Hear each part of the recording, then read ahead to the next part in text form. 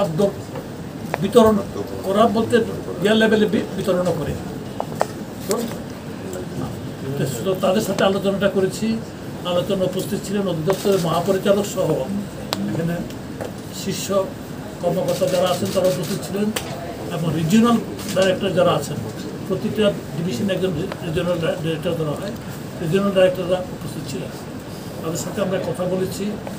আমাদের বর্তমান প্রায়োরিটি হচ্ছে আমরা আমন অলরেডি আমাদের দেশের খাদ্য ভাণ্ডার বলে পরিচিত দেশের উত্তরাঞ্চলে আমন ধান কাটা শুরু হয়েছে এবং আমরা এগ্রিকালচার ডিপার্টমেন্ট মিনিস্ট্রি সোর্সের থেকেও জেনেছি। গতকালকে ওই কৃষি মন্ত্রণালয়ের সচিব মহোদয়ের সাথে দীর্ঘ আলোচনা হয়েছে।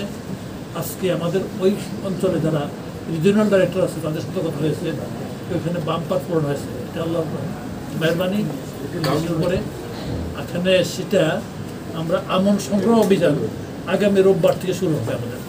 আমরা চেষ্টা করব যতটা সম্ভব আমরা আভ্যন্তরীণভাবে সংগ্রহ করতে পারবো ততটা আমরা লাভবান।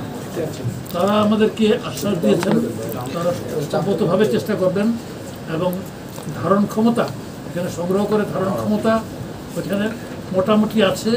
যেখানে যেটুকু অকুপাইড আছে এসব খাদ্যশস্য আমরা এসব দিকে নিয়ে আসার জন্য অলরেডি ব্যবস্থা করা হয়েছে বলে অধিদপ্তরের কর্মকর্তারা বলেছেন। অলরেডি তেজগাঁ বা অন্যান্য দিকে এসব খালি গোডাউনগুলিতে আমরা নিয়ে আসবো।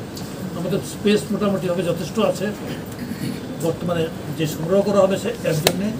প্লাস আমাদের কিছু আমদানি পাইপলাইনে আছে, অলরেডি এখানে আপনার সেই আমদানিগুলির জন্য এলসি খোলা হয়েছে বোধহয় সম্ভবত 1.5 লাখ টন চাল গম মিলে, তাই না? 1.5 লাখ টনের জন্য এলসি খোলা হয়েছে এবং গত 1 সপ্তাহ পর্যন্ত আপনারা নিশ্চয়ই দেখেছেন গত 1 সপ্তাহ পর্যন্ত অন্ততপক্ষে চালের দাম যেটুকু বেড়েছিল আপাতত আল্লাহর মধ্যে স্থিতিশীল হয়ে গেছে, আর বাড়ছে না।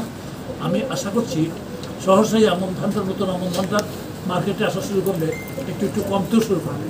তো কমার ব্যাপারে আপনাদের প্রত্যাশা কিন্তু একটা জায়গায় থাকা উচিত। কৃষক যাতে ফেয়ার প্রাইস পায় ওই দিকেও কিন্তু সরকারের নজর রাখতে হবে।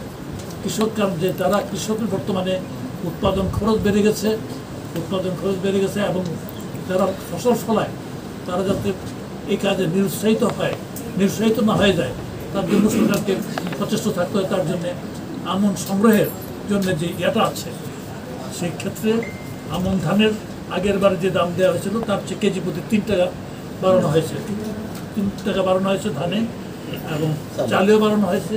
তো সেই ক্ষেত্রেও তো আমরা আশা করছি যে আমরা রিজনেবল পরিমাণ ধান চাল সংগ্রহ করতে পারবো এই আমন মৌসুমে। অ্যাজ ওয়েল এজ আমরা আমদানি কার্যক্রম আমাদের সচল আছে, এটা আরও জোরদার হবে। এতে করতে যেটুকু আশঙ্কা করা হয়েছিল গত বন্যার পরে আশা করছি আমরা আল্লাহর রহমতে সেটা মোকাবেলা করতে পারবো। কি boss, vital match, tough opponent, tension? Come on bro, অপোনেন্টকে নিয়ে ভাবার সময় আছে। আসল অলরাউন্ডারের কাজই তো হলো যে কোনো টাফ সিচুয়েশনে টিমকে অলরাউন্ড প্রোটেকশন দেওয়া। জাস্ট লাইক মাই টাইলক্স, যার অ্যান্টিব্যাকটেরিয়াল এজেন্ট টয়লেটের কোনায় কোনায় পৌঁছে 99% জীবাণু ধ্বংস করে, টয়লেটের কঠিন দাগ ও দুর্গন্ধ দূর করে টয়লেটকে রাখে ক্লিন আর সুবাসিত। টাইলক্স টয়লেট ক্লিনার, ক্লিন মানেই টাইলক্স।